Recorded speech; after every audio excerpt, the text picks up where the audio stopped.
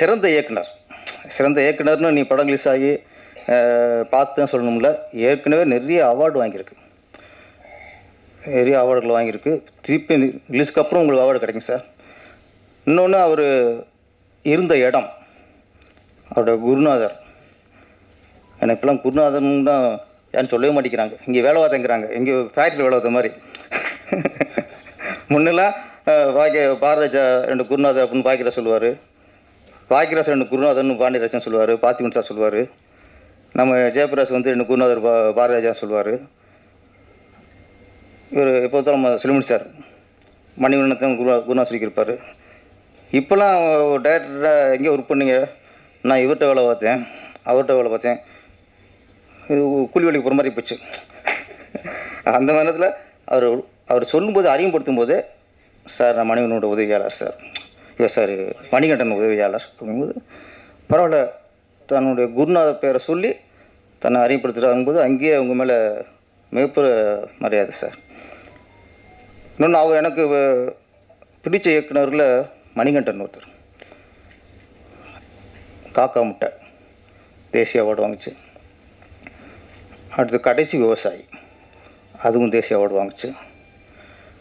கடைசி விவசாயி வந்து தமிழ்நாட்டில் பிறந்த எல்லாரும் பார்க்க வேண்டிய படம், ஒவ்வொரு விவசாயியும் பார்க்க வேண்டிய படம்.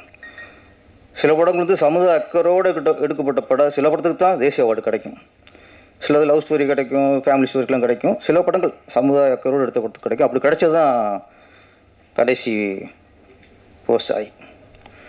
அதில் ஒரு சின்ன வருத்தம் அப்படின்னா, ஒரு நல்ல கதையை சொல்லி ஒரு நேஷனல் அவார்டு வாங்கின இயக்குனர் மணிகண்டன் அந்த மத்திய அரசு மதித்த அளவுக்கு நம்ம தமிழ்நாட்டில் அவரை வந்து கௌரவிக்கலை. யாரும் அவருக்கு வாழ்த்து சொல்ல, முதல்ல வாழ்த்து சொல்ல. அப்போது ஒரு கலைத்துறையில் தேசிய அவார்டு வாங்கின ஒரு இயக்குனருக்கு, நடிகருக்கு, கலைஞருக்கு வாழ்த்து சொல்கிறது நம்ம அரசாங்கத்தோட கடமை. ஒரு விளையாட்டுத்துறையில் போய் சாதிச்சுட்டு வந்தால் நம்ம அவங்க வரவழைச்சு, சிஎம்ஏ வரவழைச்சு அவங்க வாழ்த்துறாங்க. மணிகண்டனை யாரும் கண்டுக்கலை. ஆனால் இயக்குனர் சங்கம் வாழ்த்து தெரிவிச்சது. நாங்கள் அவரை வரவழைச்சு பாராட்டுறதுக்கு நாங்கள் அவரோட கேட்டோம் சார். அப்போ அந்த அதில் ஒரு ஊரில் இல்லை. அப்போ திரும்ப அவருக்கு அப்புறம் திரும்ப கூப்பிட்டோம். அவர் கொஞ்சம் அவாய்ட் பண்ணார். ஏன்னா அவருக்கு ஏதோ ஒரு காயம் இருந்திருக்குன்னு நினைக்கிறேன்.